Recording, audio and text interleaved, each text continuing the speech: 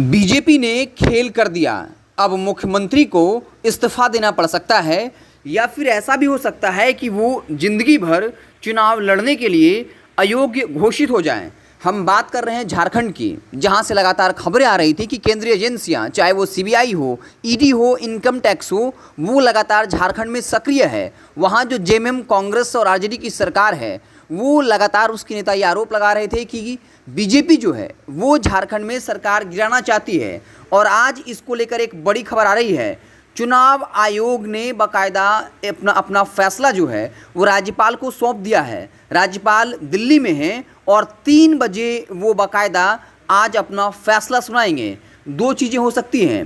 पहला कि उनकी जो मेंबरशिप है यानी सदस्यता है वो जा सकती है, और अगर ऐसा होता है तो उन्हें इस्तीफा देकर फिर सीएम पद की शपथ लेनी होगी और 6 महीने में फिर से चुनाव जीतना होगा। अगर चुनाव लड़ने के लिए अयोग्य घोषित हुए तो सीएम पद छोड़ना होगा। लाभ के पद के मामले में झारखंड के मुख्यमंत्री हेमंत सोरेन पर चुनाव आयोग ने अपनी राय यानी अपना फैसला गुरुवार को राजभवन भेज दिया है। अब राज्यपाल इस पर आखिरी फैसला लेंगे। इस वक्त राज्यपाल रमेश बैस जो है वो दिल्ली में हैं। 1:30 बजे तक जो है रांची पहुंच चुके होंगे और 3 बजे इस पर फैसला लिया जाएगा। फिलहाल इसको लेकर राजभवन में लगातार मीटिंग पर मीटिंग चल रही है। अगला 48 घंटा जो है वो काफ़ी महत्वपूर्ण रहने वाला है।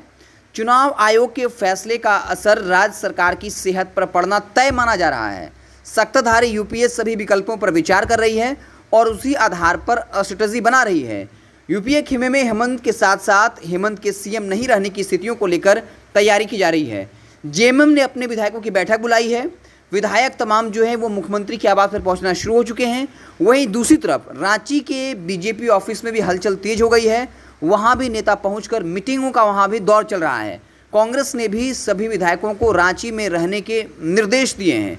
तो रांची एसएसपी, डीआईजी सभी सीएम हेमंत सोरेन से मिलने पहुंचे हैं। तो कुल मिलाकर झारखंड में इस वक्त राजनीतिक उथल पुथल मचा हुआ है। ये भी कहा जा रहा है कि हो सकता है कि बीजेपी इस फिराक में है कि जो जेएमएम, कांग्रेस के विधायक हैं, उनको तोड़ लिया जाए और वहां अपनी सरकार बना ली जाए। तो 3 बजे जब फैसला आएगा, चुनाव आयोग ने बाकायदा अपना फैसला सौंप दिया राज्यपाल को। राज्यपाल 3 बजे जो है इसकी घोषणा कर सकते हैं। लगातार जो सत्ता पक्ष के नेता यानी जेएमएम और कांग्रेस के नेता ये आरोप लगा रहे हैं कि रघुवर दास पर भी कई तरह के आरोप लगे हैं। बीजेपी के कई बड़े दिग्गज नेता हैं जिन पर घोटाले के कई बड़े आरोप लगे हैं, तो उन पर कार्रवाई क्यों नहीं होती है? ये साफ तौर पर झारखंड में सरकार गिराने की साजिश रची जा रही है। इसके ठीक पहले कांग्रेस के कुछ विधायक लाखों रुपए कैश के साथ पकड़े गए थे।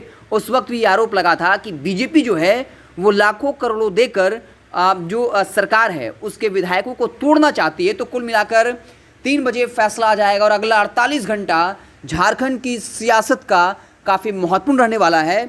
2 चीज़ें स्पष्ट तौर पे हो सकती हैं। पहला कि उनकी सदस्यता जा सकती है, ऐसे में वो इस्तीफा दे सकते हैं और फिर सीएम बन सकते हैं यानी सीएम पद की शपथ ले सकते हैं। लेकिन नियम होगा कि 6 महीने के अंदर उनको चुनाव लड़कर जीतना होगा।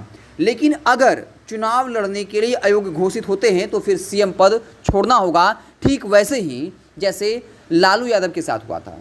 तो क्या कुछ होगा, ये जो है देखने वाली बात होगी। कुल मिलाकर झारखंड की सियासत गर्म हो गई। बिहार में जहां सीबीआई का रेड पड़ रहा है और ये कहा जा रहा है कि अब अगली बारी जो है वो तेजस्वी यादव की है, जो बिहार के डिप्टी चीफ मिनिस्टर हैं।